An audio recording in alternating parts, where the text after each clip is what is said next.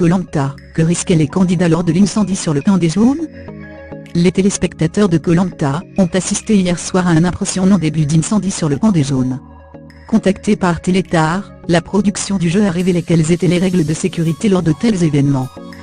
Le feu est l'un des défis pour les aventuriers de chaque saison de Koh-Lanta. Avoir la précieuse flamme est synonyme de repas chaud et de nuit moins inconfortable. Mais qui dit feu, dit forcément risque d'incendie, les foyers étant souvent laissés sans surveillance, notamment lors des épreuves de confort et d'immunité. Hier soir, toute la tribu des Wakai était pourtant bien là, lorsque la cabane qui protégeait de la pluie le feu a pris feu. La faute à Pascal, qui, alors qu'il ne restait que des cendres à leur retour d'un jeu, a décidé de rajouter de nombreuses brindilles. Au final, le candidat a provoqué un début d'incendie, qui heureusement n'a blessé personne. Seule victime, le sac et les affaires du très stylé Dylan, ont péri durant l'incident. Et encore, le candidat qui avait emporté des mocassins Xi lors de sa première participation, a quand même pu improviser un défilé avec ses habits troués. Une ambiance bonne enfant sur laquelle veillent les équipes de sécurité de l'émission. Jointe par Télétar, la production de Koh-Lanta a rappelé les règles en vigueur lorsque survient une telle situation d'urgence. Hier soir, les téléspectateurs ont remarqué que les candidats avaient eux-mêmes pu éteindre l'incendie.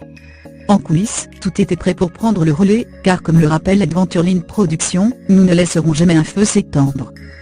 Il est en effet hors d'option pour la production de l'émission de prendre le risque de causer un feu qui brûlerait la végétation qui accueille le tournage, nous interviendrions si un feu tardait à être maîtrisé par les aventuriers. Les techniciens sur place ont en effet différentes procédures de sécurité à adopter pour protéger les aventuriers et l'environnement en fonction du danger. La première étant de placer les candidats à l'abri, en les mettant en sécurité loin de la zone de feu, en bordure d'eau. L'infirmier urgentiste présent sur le camp de vie est alors appelé grâce à un talkie-walkie. En cas de grande menace, ce dernier se rend sur place avec les extincteurs, qui font partie du matériel présent sur le camp médical. Une mesure qui n'a pas été nécessaire hier soir, puisque les Wakai avaient pris soin d'éloigner le feu de la végétation environnante. La météo humide a aussi aidé les jaunes à se sortir de ce mauvais pas sans l'aide de personne.